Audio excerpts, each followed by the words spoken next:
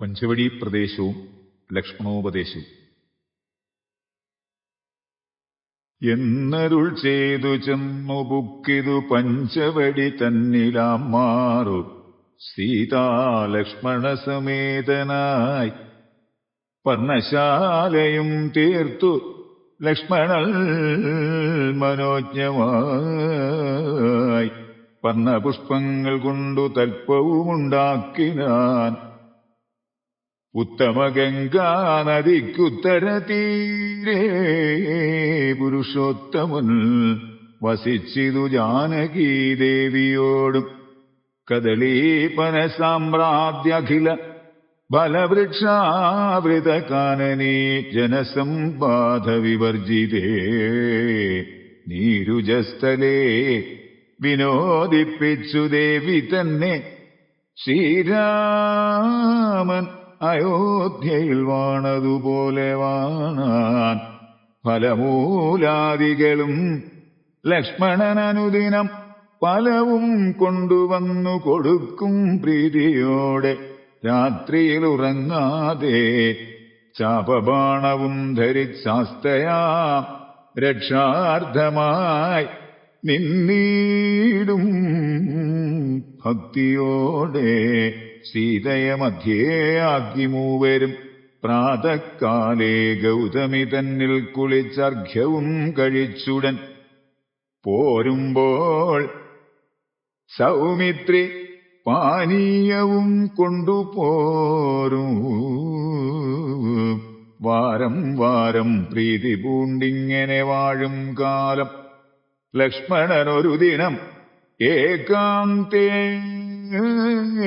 രാമദേവൻ തൃക്കഴൽ കൂപ്പി വിനയാനതനായി ചൊന്നാൻ മുക്തിമാർഗത്തെ അരുൾ ചെയ്യണം ഭഗവാനേ ഭക്തനാമടിയനോട് അജ്ഞാനം നീങ്ങും വണ്ണം ജ്ഞാനവിജ്ഞാന ഭക്തി വൈരാഗ്യ ചിഹ്നമെല്ലാം മാനസാനന്ദം വരുമാറരുൾ ചെയ്തിടണം ആരും നിൻ തിരുവടി ഒഴിഞ്ഞിൽ ഇവയെല്ലാം നേരോടെ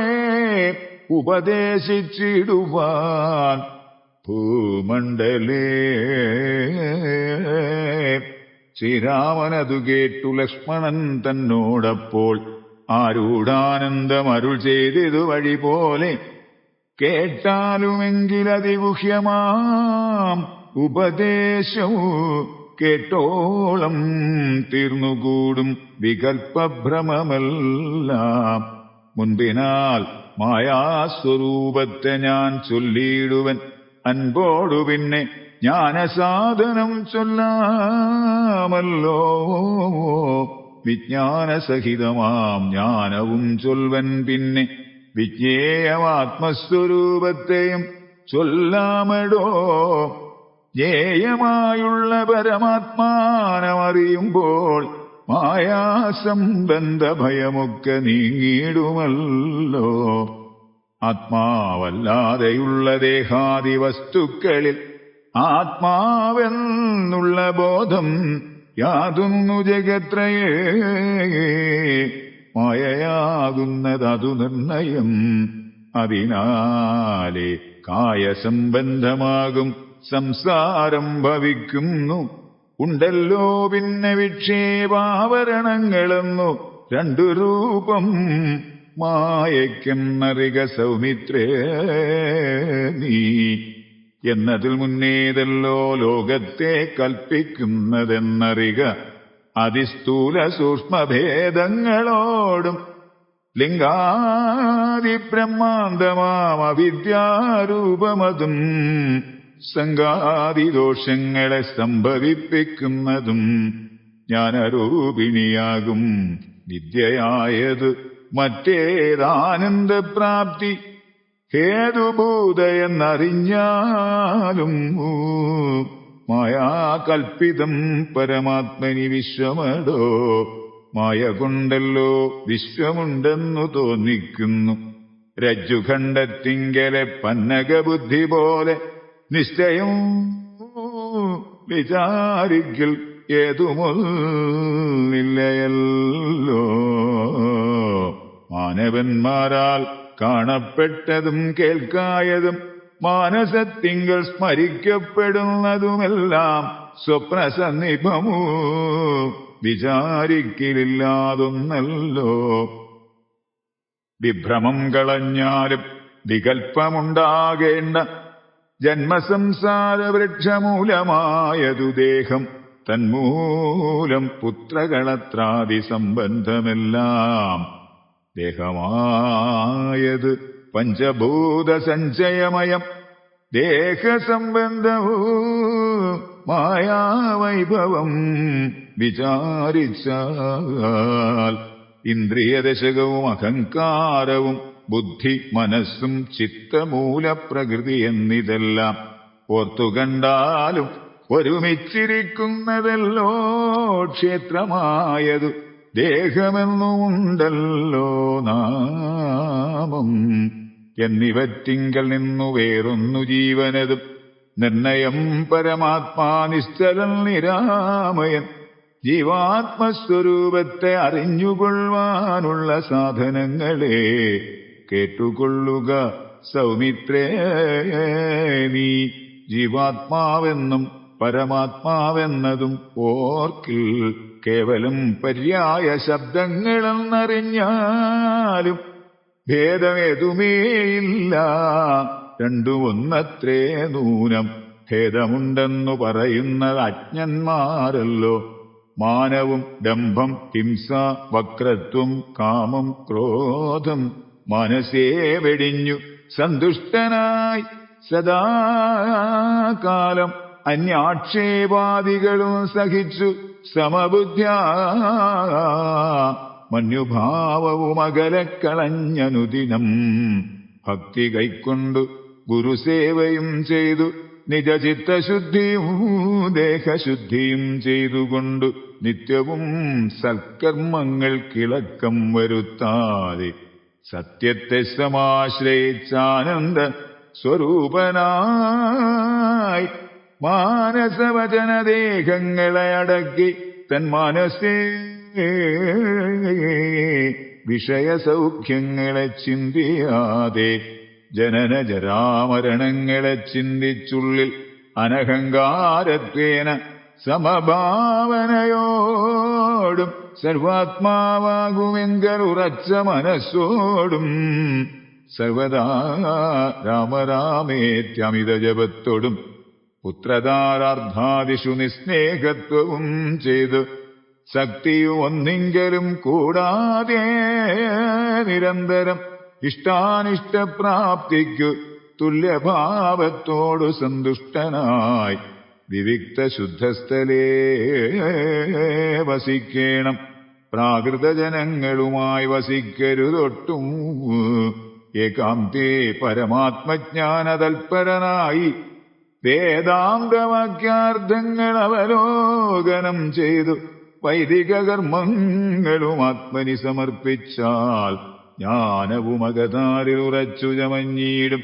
മനസ്സേ വികൽപ്പങ്ങളേതുമേ ഉണ്ടാകൊല്ല. ആത്മാവാകുന്നതെന്തെന്നുണ്ടോ കേളതുമെങ്കിൽ ആത്മാവല്ലല്ലോ ദേഹപ്രാണബുദ്ധ്യഹങ്കാരം. മാനസാദികളൊന്നും ഇവറ്റിൽ നിന്നുമേലെ മാനമില്ലാതെ പരമാത്മാവു താനേ വേറെ നിൽപ്പിതു. ചിദാത്മാവ് ശുദ്ധമവ്യക്തമോ ബുദ്ധമോ തൽപദാത്മാജ്ഞാനിക ത്വൽപദാർത്ഥവുമായി ജ്ഞാനം കൊണ്ടെന്നെ വഴി പോലെ കണ്ടറിഞ്ഞിടാം. ജ്ഞാനമാകുന്നതെന്നെ കാട്ടുന്ന വസ്തുതല്ലേ. ജ്ഞാനമുണ്ടാകുന്നതു വിജ്ഞാനം കൊണ്ടുതന്നെ. ജ്ഞാനിതെന്നറിവിനു സാധനമാകയാലെ സർവത്ര പരിപൂർണനാത്മാവു ചിദാനന്ദൻ. സർവസത്വാന്തർഗതനപരിച്ഛേദ്യനല്ലോ. ഏകനദ്വയൻ പരനവ്യയൻ ജഗന്മയൻ യോഗേശനജനഖിലാധാരൻ നിരാധാരൻ നിത്യസത്യജ്ഞാനാദിലക്ഷണൻ ബ്രഹ്മാത്മകൻ. ബുദ്ധ്യുപാധികളിൽ വേറിട്ടവൻ മായാമയൻ. ജ്ഞാനം കൊണ്ടുപഗമ്യൻ യോഗിനാമേകാത്മനാം ജ്ഞാനമാചാര്യ ശാസ്ത്രൗഘോപദേശൈക്യജ്ഞാനം ആത്മനോരേവം ജീവപരയോർമൂലവിദ്യ ആത്മനി കാര്യകാരണങ്ങളും കൂടിച്ചേർന്നു ലയിച്ചിടുമ്പോഴുള്ളൊരവസ്ഥയല്ലോ മുക്തി. ലയത്തോടാശു വേറിട്ടിരിപ്പതാത്മാവൊന്നേ. ജ്ഞാനവിജ്ഞാന വൈരാഗ്യത്തോടു സഹിതമാം ആനന്ദമായിട്ടുള്ള കൈവല്യസ്വരൂപം ഇതുള്ള വണ്ണമേ പറവാനും ഇതറിവാനും ഉള്ളം നല്ലുണർവുള്ളോരില്ലാരും ജഗത്തിങ്കൽ. മൽഭക്തിയില്ലാതവർക്കെത്രയും ദുർലഭം കേൾ. മൽഭക്തി കൊണ്ടു തന്നെ കൈവല്യം വരും താനും. നേത്രമുണ്ടെന്നാകിലും കാൺമതിനുണ്ടു പണി. രാത്രിയിൽ തന്റെ പദം ദീപമുണ്ടെന്നാകിലേ നേരുള്ള വഴി അറിഞ്ഞിടാവിതവണ്ണമേ. ശ്രീരാമഭക്തിയുണ്ടെന്നാകിലേ കാണായി വരൂ ഭക്തനു നന്നായി പ്രകാശിക്കുമാത്മാവു നൂനം. ഭക്തിക്കു കാരണവും എന്തെന്നു കേട്ടാലും നീ മൽഭക്തന്മാരോടുള്ള നിത്യസംഗമമതും മൽഭക്തന്മാരെ കനിവോടു സേവിക്കുന്നതും ഏകാദശ്യാദിവ്രതാനുഷ്ഠാനങ്ങളും പുനരാകുലമെന്നേ സാധിച്ചുകൊള്ളുകയുമത. പൂജനം വന്ദനവും ഭാവനം ദാസ്യം നല്ല ഭോജനം അഗ്നിവിപ്രാണാം കൊടുക്കയുമത. മൽകഥാപാഠശ്രവണങ്ങൾ ചെയ്യുകയുമുതാ. മൽഗുണനാമങ്ങളെ കീർത്തിച്ചു കൊള്ളുകയും സന്തതമിദ്ധമെങ്കൽ വർത്തിക്കും ജനങ്ങൾക്കൊരന്തരം വരാതൊരു ഭക്തിയുമുണ്ടായി വരും. ഭക്തി വർദ്ധിച്ചാൽ പിന്നെ മറ്റൊന്നും വരേണ്ടതില്ല. ഉത്തമോത്തമന്മാരായി ഉള്ളവരവരല്ലോ. ഭക്തിയുക്തനു വിജ്ഞാനജ്ഞാന വൈരാഗ്യങ്ങൾ സദ്യ സംഭവിച്ചിടും. എന്നാൽ മുക്തിയും വരും. മുക്തിമാർഗം താവക പ്രശ്നാനുസാരവശാൽ ഉക്തമായതു നിനക്കെന്നാലേ ധരിക്ക നീ. വക്തവ്യമല്ല നൂനം എത്രയും ഗുഹ്യം മമ ഭക്തന്മാർക്കൊഴിഞ്ഞുപദേശിച്ചിടരുതല്ലോ. ഭക്തനെന്നാകിൽ അവൻ ചോദിച്ചില്ലെന്നാകിലും വക്തവ്യം അവനോട് വിശ്വാസം വരികയാൽ. ഭക്തിവിശ്വാസ ശ്രദ്ധായുക്തനാം മർത്യനിത് നിത്യമായി പാഠം ചേകിലജ്ഞാനമകന്നു പോം. ഭക്തി സംയുക്തന്മാരാം യോഗീന്ദ്രന്മാർക്കു നൂനം ഹസ്തസംസ്ഥിതയല്ലോ മുക്തിയെന്നറിഞ്ഞാലോ.